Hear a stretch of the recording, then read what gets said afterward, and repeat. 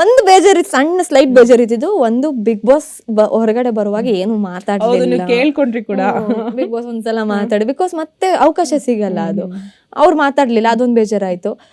ಅದಾದ್ಮೇಲೆ ಶಿಟ್, ಇನ್ನೊಂದು ದಿನ ಇದ್ದಿದ್ರೆ ನನ್ನ ಡೇ ಅಂದ್ರೆ ಸಕ್ಸಸ್ಫುಲ್ ಜರ್ನಿಗೆ ಇನ್ನೊಂದು ಹೆಜ್ಜೆ ಚೆನ್ನಾಗಿರೋದು, ಅದೊಂದು ಸ್ವಲ್ಪ ಬೇಜಾರಿತ್ತು. ಬಟ್ ತಲೆ ಎತ್ಕೊಂಡು ಪ್ರೌಡಾಗಿ ಯಾವ್ದೇ ರೀತಿ ಗಿಲ್ಟ್ ಇಲ್ದೆ ಹೊರಗೆ ಬಂದೆ. ಇರೋಷ್ಟು ದಿನ ಜೀವಿಸಿದೀನಿ, ಸಕ್ಕತ್ ಮಜಾ ಮಾಡಿದೀನಿ, ಖುಷಿ ಪಟ್ಟಿನಿ. ಬಟ್ ಆದ್ರೆ ಹೊರಗೆ ಬರುವಾಗ ಕಲ್ತಿರೋದು ಮತ್ತೆ ಖುಷಿಯಾದ ವಿಚಾರನ ಮಾತ್ರ ಹೊತ್ಕೊಂಡ್ ಬಂದೆ. ಮಿಕ್ಕಿದ ಜಗಳ ಗಿಗಳ ಎಲ್ಲ ಅಲ್ಲೇ ಬಿಟ್ಟು ಅದೇ ಮನೇಲಿ ಬರೀ ಪಾಸಿಟಿವ್ ಮಾತ್ರ ಎತ್ಕೊಂಡ್ ಬಂದೆ. ನೀವ್ ಅಟ್ ಲೀಸ್ಟ್ ಅಲ್ಲಿ ಮನೆ ಒಳಗಡೆ ಬಿಗ್ ಬಾಸ್ ನ ಮಾತಾಡಿ ಅಂತ ಕೇಳಿದೀರಾ. ಹನುಮಂತ್ ಅವ್ರು ನೆನ್ನೆ ಪ್ರೆಸ್ ಮೀಟ್ ಅಲ್ಲಿ ಹೇಳ್ತಾ ಇದ್ರು, ಅವ್ರ ಮದ್ವೆಗೆ ಬಿಗ್ ಬಾಸ್ ಬಂದ್ ಮಂತ್ರ ಹೇಳ್ಬೇಕಂತೆ. ಆಕ್ಚುಲಿ ಮನೇಲಿ ಅಮ್ಮ ಟಿವಿ ಹಾಕ್ದಾಗ ಏನೋ ಒಂದಷ್ಟು ವಾಯ್ಸ್ ಕೇಳಿಸ್ತಾ ಇತ್ತು ನನ್ಗೆ, ಅವರೇ ಮಂತ್ರ ಹಾಕ್ಬೇಕು, ತಾಳಿ ಕಟ್ತಾ ಇದ್ರೆ ಅವರೇ ಮಂತ್ರ ಹೇಳ್ಬೇಕು, ಅವಾಗ ತಾಳಿ ಕಟ್ತೀನಿ ನಾನು.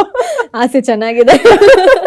ಅದನ್ನ ಡೈರೆಕ್ಟರ್ ಹತ್ರ ಕೂಡ ಕೇಳಿದಾರೆ, ಅವರು ಶೋ ಡೈರೆಕ್ಟರ್ ಹತ್ರ, ಪ್ರಕಾಶ್ ಅವ್ರ ಹತ್ರ ಕೇಳಿದ್ದಾರೆ.